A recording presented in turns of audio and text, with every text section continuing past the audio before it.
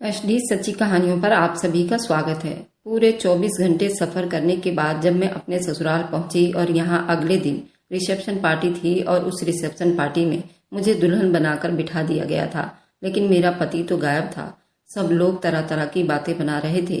तभी उस reception party में एक लंबा चौड़ा 6 फीट का आदमी मेरे सामने आया। उसे देखकर मैं न जाने कितनी खुश हो गई, क्योंकि उससे मैं पूरे 14 घंटे बाद मिल रही थी। उसने मुझे इतना कहा, क्या तुम मेरे साथ अपनी पूरी जिंदगी बिताना चाहती हो? मैं तुम्हारे साथ बिताए हुए पल नहीं भुला पा रहा हूँ। अपने सारे बुरे कामों को छोड़कर मैं तुम्हारे साथ अपनी पूरी जिंदगी बिताना चाहता हूँ। क्या तुम मेरा साथ दोगी? मैंने एक पल भी नहीं लगाया हाँ कहने में। फिर मैंने उससे कहा, आखिर हम यहाँ से कैसे निकल पाएंगे? उसने कहा, ये सब तुम मुझ पर छोड़ दो। और हम दोनों उसी रात उस रिसेप्शन पार्टी से फरार हो गए थे। लेकिन पहले मैंने उससे कहा था कि तुम्हें मेरा एक शर्त मानना पड़ेगा। उसने कहा कि जो तुम कहोगी वे सब मानूंगा। मैंने कहा, तुम्हें सबसे पहले मेरे घर चलना पड़ेगा, क्योंकि मुझे अपने पापा से मेरा हिसाब लेना है। हम दोनों ने सीधा अपने घर की ट्रेन ले ली और पूरे ट्रेन में वो मुझसे इतना प्यार मोहब्बत से बात करता रहा, मैं तो पूरी दुनिया ही भूल गई। और जब मैं अपने घर पहुंची तो मेरे माता पिता मुझे देखकर उनके पैरों तले से जमीन निकल गई थी, क्योंकि मैं तो किसी और के साथ उनके दरवाजे पर पहुंची थी। और ऐसा मैंने क्यों किया था, उसके लिए आपको मेरी पूरी स्टोरी सुननी पड़ेगी। और जो मैंने किया था, क्या मैंने सही किया था या गलत, इसका जवाब आप लोग जरूर देना, क्योंकि मेरे पास दूसरा कोई ऑप्शन नहीं बचा था। शादी के बाद विदा होकर मैं ट्रेन से अपने ससुराल जा रही थी। मेरी सुहाग रात भी ट्रेन में होने वाली थी। मैं बेसब्री से अपने पति का इंतजार कर रही थी। मैंने अपने पति को अभी तक नहीं देखा था, पर जब मेरा पति आया मैं उसे देखकर बहुत ज्यादा खुश हो गई, क्योंकि वो बहुत ही हैंडसम और हाइट इतनी अच्छी थी। उसने आते ही मेरे साथ, ये था कहानी का शीर्षक। अब सुनिए पूरी कहानी। मेरा नाम अलका है। आज मेरी शादी का दिन था। मेरे घर में सारी तैयारियां जोरों शोरों पर चल रही थी। मेरे पापा ने मुझे ग्रेजुएशन तक पढ़ाने के बाद ही मेरी शादी तय कर दी। मेरे गाँव में ऐसा ही होता था। यहाँ पर लड़कियों को बहुत कम ही पढ़ाया लिखाया जाता था और 18 साल की उम्र होते ही उन्हें ब्याह दिया जाता था। मेरे पापा ने फिर भी मुझे ग्रेजुएशन तक पढ़ा दिया था, वरना बहुत सी लड़कियां तो मेरे गांव में ऐसी भी हैं जो 12वीं तक भी पढ़ नहीं पाई थी। मेरी शादी एक अमीर परिवार में हो रही थी। हम लोग गरीब घर से थे। मेरा एक छोटा भाई था। मैंने भी अपनी शादी के कई सपने सजा रखे थे, क्योंकि शादी से पहले तो मैंने अपने दिल की कोई चीज नहीं ले पाई थी। मेरी माँ ने मुझे यही कहा कि अब मैं अपने दिल की सारी इच्छा अपने पति के साथ पूरी करूंगी। मुझे उम्मीद भी नहीं थी कि मेरा पति मेरी इच्छाओं का मान रखेगा या नहीं, मुझे समझेगा या नहीं। लेकिन कुछ चीजें ऐसी थी जो मुझे ठेस पहुंचा रही थी। मेरे ससुराल वालों को मेरे घर से जो भी शादी का सामान दिया जाता था, उसमें वे तरह तरह की कमियां निकाल रहे थे। मेरे पापा से भी और चीजों की डिमांड करते रहते थे। मैंने इसलिए कई बार पापा से कहा भी था, ऐसा करना ठीक नहीं है। लेकिन पापा का कहना था, वे लोग ऊंचे परिवार के हैं, ऐसे में थोड़ा बहुत तो हमें उनके आगे झुकना ही पड़ेगा और उनकी डिमांड को पूरा करना ही पड़ेगा। इसी में हमारी भलाई है, क्योंकि तुझे एक अच्छे परिवार में ही ब्याहना चाहता हूँ। एक बार तेरी शादी हो जाए फिर कोई झंझट नहीं रह पाएगी। फिर तो तुम इस घर की खुद ही बहू बन चुकी होगी। मुझे भी अपने पापा की बात कभी कभी तो ठीक लगती थी, कभी कभी मुझे खुद समझ नहीं आता कि न जाने मेरे भविष्य में क्या होने वाला है। जब से मेरी शादी तय हुई थी, अभी तक मैंने अपने होने वाले पति को नहीं देखा था, क्योंकि हमारे यहाँ ऐसा रिवाज नहीं था कि शादी से पहले लड़का या लड़की एक दूसरे को देखते। सिर्फ परिवार वाले ही देखते थे और उन्हीं के रजामंदी से शादियां तय कर दी जाती थी। मैं तो शुरू से ही देखने में बहुत ज्यादा खूबसूरत लड़की थी, इसलिए मेरे होने वाले पति कार्तिक के परिवार वालों ने जब मुझे पहली बार देखा तो पहली नजर में ही पसंद कर लिया था। वे लोग हमारे गांव से काफी दूर के एक शहर में रहते थे, इसलिए बहुत बड़ी भीड़ मेरे घर पर तो नहीं आ पा रहे थे। लेकिन कितने भी कम लोग आते, शादी ब्याह में तो बहुत सारा काम बढ़ जाता है। इसलिए मेरे लिए मेरे पापा सारे इंतजामों के लिए बहुत परेशान हो रहे थे। न जाने सब कुछ कैसे निभा पाएंगे और सब अच्छे से कैसे होगा या नहीं।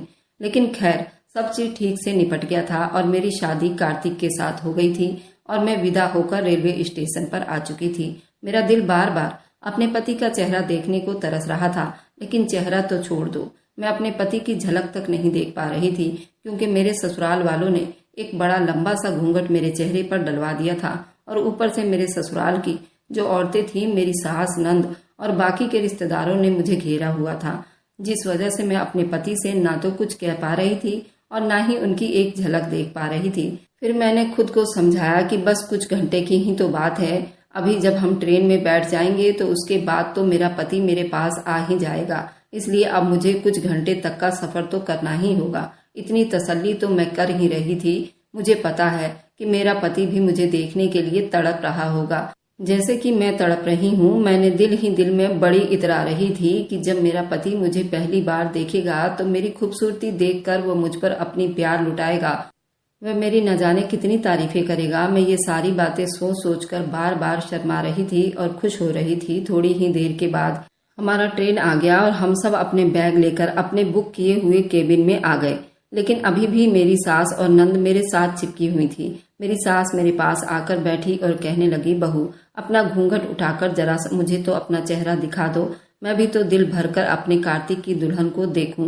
उनकी बात पर मैंने धीरे से सर हिलाया और जल्दी ही अपना घूंघट अपने चेहरे से हटा दिया, लेकिन मैंने अपनी नजरें नीचे करके ही रखी थी। मेरे चेहरे को देखते ही मेरी सास और नंद जो रिश्तेदार थे वह कहने लगे कि भगवान की कृपा है, बिल्कुल चांद जैसी बहू है, हमारे कार्तिक का नसीब खुल गया। उस पर जल्दी से मेरी सास बोली, नसीब तो इसके खुल गए हैं जो मेरा कार्तिक इसे मिल गया है, वरना ऐसे गरीब लोगों से अपने कार्तिक का रिश्ता नहीं जोड़ती। मेरी सास मुझे समझाते हुए कहने लगी, देख बहू, मेरे कार्तिक का हमेशा ख्याल रखना, उसकी किसी भी बात को कभी मत टालना, बस जैसा कहे वैसा चुपचाप ही करना। अब वह तेरा पति है, उसकी हाँ में हाँ मिलाना तुम्हारा फर्ज है, इसलिए तुझे समझा रही हूँ। और उसको खुश रखना और सारे घर की जिम्मेदारी भी अच्छे से निभाना। ज्यादातर नखरे दिखाने की कोई जरूरत नहीं है, क्योंकि हमारे यहाँ लड़कियों के नए नए चोचले बाजियां कोई नहीं देख सकता, इसलिए तुम भी ये उम्मीद मत करना कि कार्तिक के साथ नखरेबाजी कर पाओगी। अगर उसे खुश रखोगी तो वह भी तेरा पूरा ख्याल रखेगा। मैंने चुपचाप अपना सिर हिला दिया और थोड़ी देर में मेरे ससुर भी डिब्बे में आ गए और मेरी सास से कहने लगे, चलो अच्छा हुआ जो सब कुछ अच्छे से निपट गया है।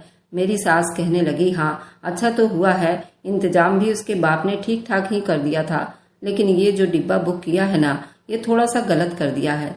हम सब का भी अपना अपना अलग केबिन होता, जैसे उन्होंने अपनी बेटी दामाद के लिए बुक करवाया है।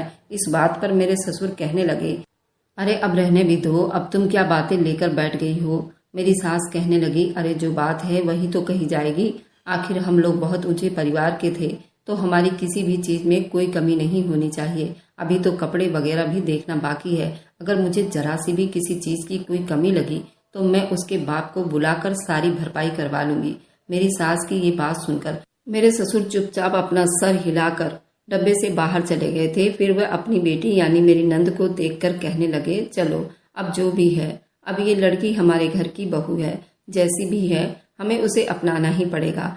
आखिरकार हम कर भी क्या सकते हैं, जो जितना मिला इतने में हमें खुश रहना होगा। मुझे अपनी सास की ये सारी बातें बहुत ही बुरी लग रही थी, लेकिन मैं उनसे कुछ भी नहीं कह सकती थी। सब्र का घूंट पीकर मैं चुपचाप रह गई थी।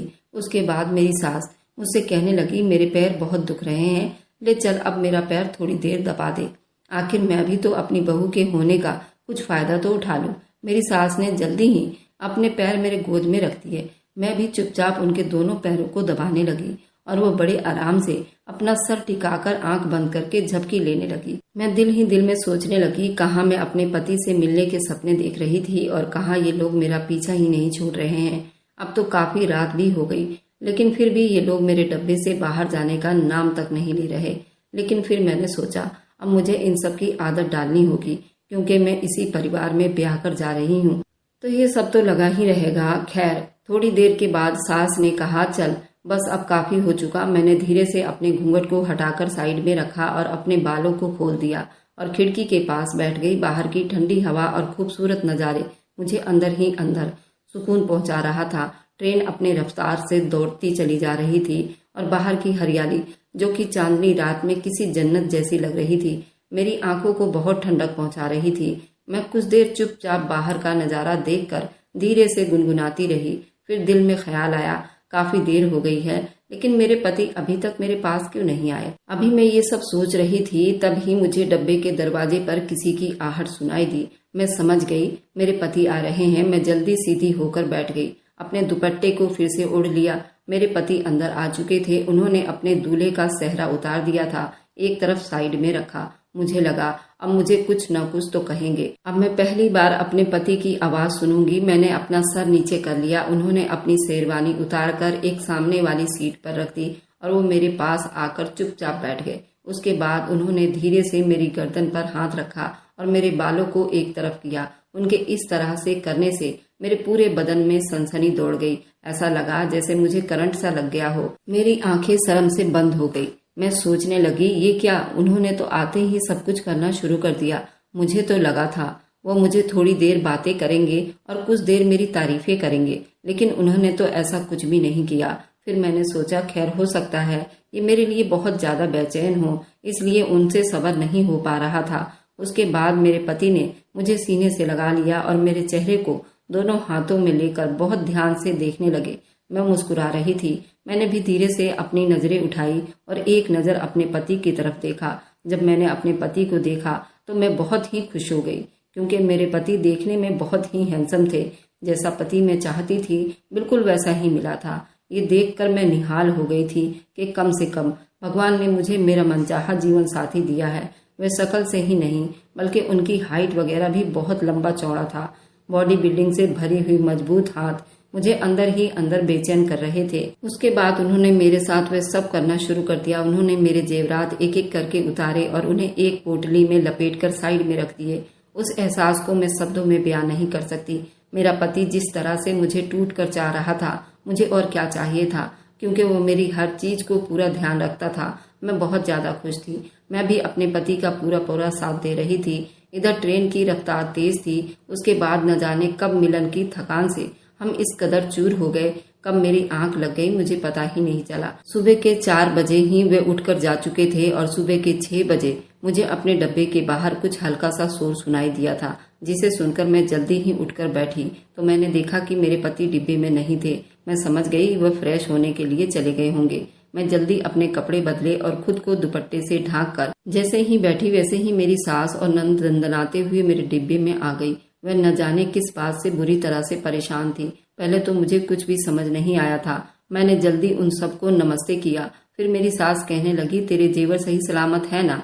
उनकी ये बात सुनकर भी मैं हैरान सी रह गई, क्योंकि उस वक्त तो मेरे बदन पर एक भी जेवर नहीं था सिवाय एक लॉकेट के, क्योंकि मेरे पति ने रात के टाइम मेरे सारे जेवर उतार दिए थे। मेरी सास ने जल्दी ही मुझे टटोलना शुरू कर दिया। ये देखकर हैरान रह गई कि मेरे बदन पर एक भी जेवर नहीं था। उससे पहले कि मैं उनसे कुछ भी कह पाती, उन्होंने हाय तौबा मचानी शुरू कर दी कि अब तो हम पूरी तरह से बर्बाद हो गए हैं। उस चोर ने न सिर्फ हम लोगों को लूट लिया है बल्कि बहू के सारे जेवर भी ले गया है। हमारा तो लाखों का नुकसान हो गया है। मैं तो बहू के जेवरात को लेकर न जाने कितने सपने देख लिए थे। उन जेवरात को पहनकर मैं अपने रिश्तेदारों में जाऊंगी और सबको दिखाऊंगी मेरे पास भी अब इतने महंगे महंगे जेवर है।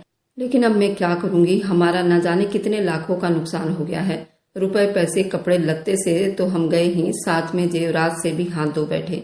मेरी सास मुझ पर बुरी तरह से चिल्लाने लगी, तेरी अकल को क्या घास चरने गई थी? तो आखिर क्या कर रही थी जो तुझे ये पता नहीं चला कि वे चोर तेरे जेवर कब उतार कर ले गया? मैं उनसे कहना चाहती थी मेरे साथ ऐसा कुछ भी नहीं हुआ है, लेकिन मेरी सास ने मेरी कोई बात सुनने को तैयार नहीं थी। वह दहाड़े मार मार कर रो रही थी। मेरे ससुर सबको कह रहे थे इतना शोर मत मचाओ, क्योंकि बाकी लोग भी यहाँ पर इकट्ठे हो जाएंगे। पर मेरी सास तो कुछ भी सुनने को तैयार नहीं थी। मेरी सास कहने लगी कि मुझे तो लगता है इस बहू के कदम हमारे घर के लिए अच्छे नहीं है, लेकिन ये तो मनहूस निकली। अभी तो ये मेरे घर भी नहीं पहुंची है कि हमारा लाखों का नुकसान हो गया है। अगर मुझे ये पहले ही पता होता ये हमारे लिए अच्छी नहीं होगी तो मैं कभी भी अपने कार्तिक के लिए उसे ब्याह कर नहीं ले जाती। फिर वो मुझे गुस्से से चिल्लाकर बोली कि तुझे तो मैं छोड़ूंगी नहीं। तेरी इस नादानी की वजह से मेरा न जाने कितनों का नुकसान हो गया है। अब तू देख, मैं तुझे कार्तिक से कहकर तेरा क्या हाल करवाऊंगी। उनकी ये बात सुनकर मैं बुरी तरह से घबरा गई थी। मैं सोचने लगी कि मेरा पति मेरी सास की बातों में आकर मेरे साथ बुरा बर्ताव ना करे। अभी तो उसके साथ गुजरे मीठे पलों की याद मेरे दिल से उतर भी नहीं रही थी। अब मुझे उसके गुस्से का सामना भी करना पड़ेगा। तभी मेरी सास बोली, लेकिन ये लड़का भी इतना लापरवाह है कि मैं क्या ही बताऊं।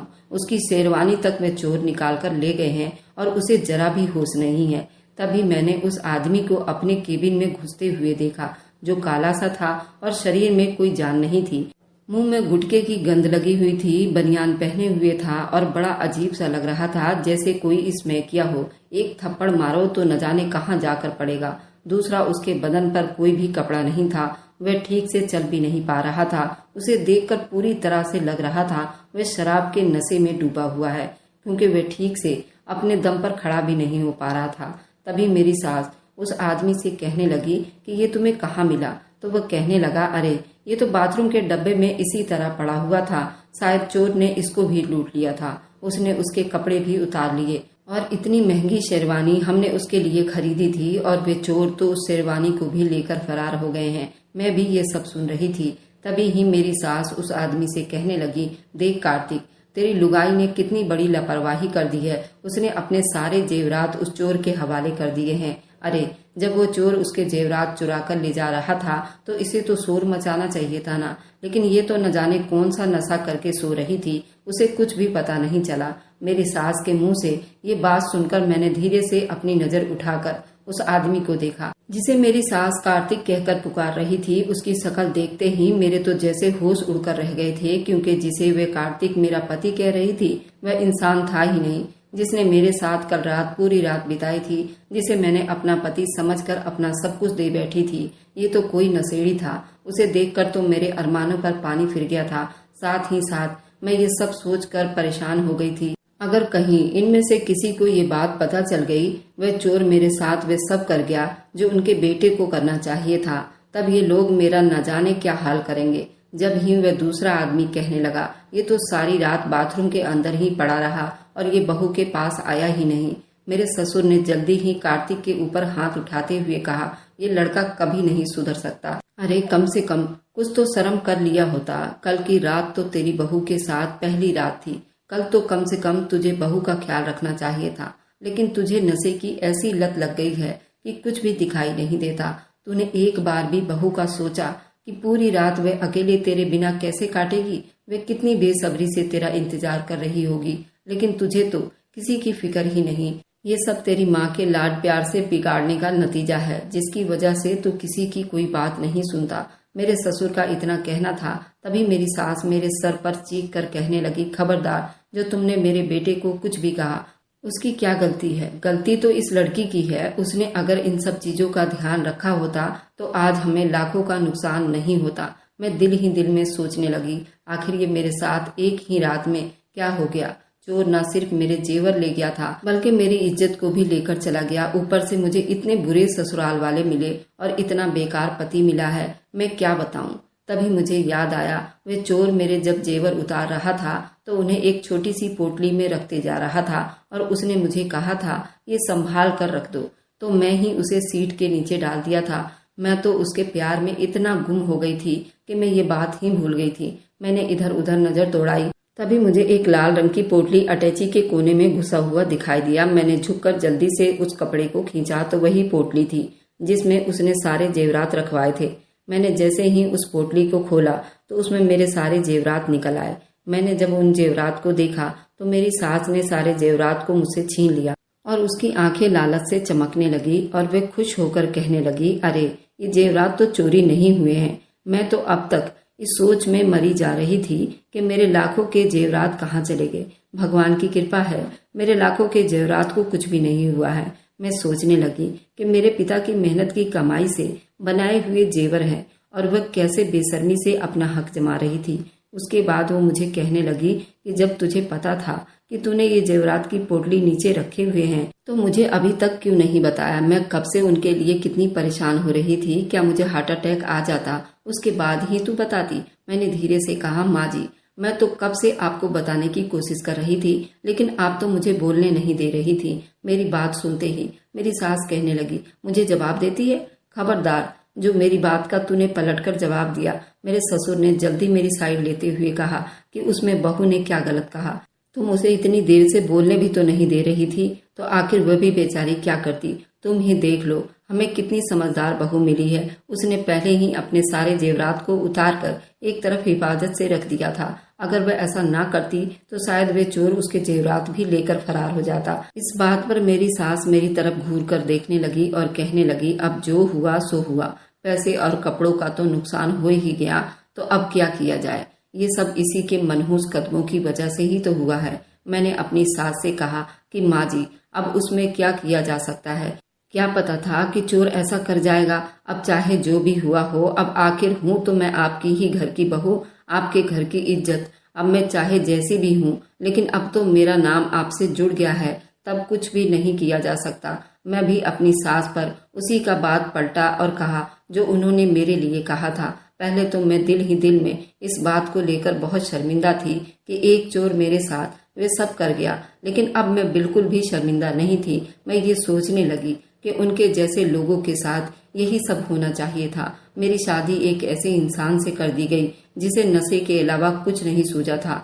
कम से कम मुझे एक बार ही सही, लेकिन असली मर्द का सुख तो मिला और मैं उस सुख को जिंदगी भर अपने अंदर महसूस करके रख सकती हूँ। सच में चाहे जो कुछ भी हो, लेकिन वह असली मर्द था। उसने मुझे जो सुख दिया वो नशेड़ी नहीं दे सकता था। मेरे जैसी खूबसूरत लड़की को उसके जैसा ही आदमी मिलना चाहिए था, लेकिन मेरी फूटी किस्मत जो मुझे ऐसा पति मिला। लेकिन कम से कम मेरी पहली रात खराब तो नहीं हुई और उस चोर ने मेरे साथ इतनी वफादारी निभाई कि उसने मेरे साथ वे सब करने के बाद भी मेरा एक भी जेवर नहीं ले गया था। यही सोचकर जब मैंने दिल ही दिल मुस्कुराने लगी तो मेरी सास मुझसे बोली कि तू इतना क्यों मुस्कुरा रही है। तो मैंने बहाना बनाते हुए कहा, चलो हमारा ज्यादा नुकसान नहीं हुआ है, इसलिए मैं खुश हो रही हूँ कि हमारे जेवर बच गए और अब आप अपने रिश्तेदारों में उन जेवर को पहनकर आराम से जा सकती हो। मेरे इस बात पर मेरी सास बोली, हाँ ये तुम ठीक कह रही हो। और उसके बाद ये सब मेरे डब्बे से चले गए। मेरा पति भी मेरे ससुर के साथ डब्बे से बाहर चला गया था और मैं एक बार फिर चुपचाप खिड़की के पास बैठकर बाहर के नजारों को देखने लगी और दिल ही दिल में गुनगुनाने लगी। और कुछ ही देर में हम अपने मंजिल पर उतरने वाले थे और मैं इस चोर के बारे में सोचते हुए अपनी मंजिल तय कर रही थी। आखिर जो भी मेरे साथ हुआ था उसमें सबसे ज्यादा जो मेरे साथ गलत हुआ था वह ये था लड़की को लड़के का ना देखना और शादी के मंडप पर इतना बड़ा घूंघट निकाल कर शादी करवाना। ये सब इसी वजह से हुआ था। अगर मैं पहले इस लड़के को देख लेती तो मैं किसी कीमत पर भी इस लड़के से शादी नहीं करती। कितने लोग मेरे बात से सहमत हैं मुझे कमेंट में जरूर लिखिएगा। अगर आपको आज की कहानी पसंद आई है तो वीडियो को जरूर लाइक कीजिएगा और अपने दोस्तों के साथ शेयर भी कीजिएगा। और हाँ, अगर आपने अभी तक हमारे चैनल को सब्सक्राइब नहीं किया है तो जरूर सब्सक्राइब कर ले। मिलते हैं हम अपनी कल की एक नई दिलचस्प कहानी के साथ। मुझ पर सदा अपना प्यार और स्नेह बनाए रखें। सभी को मेरा प्यार भरा नमस्कार दोस्तों।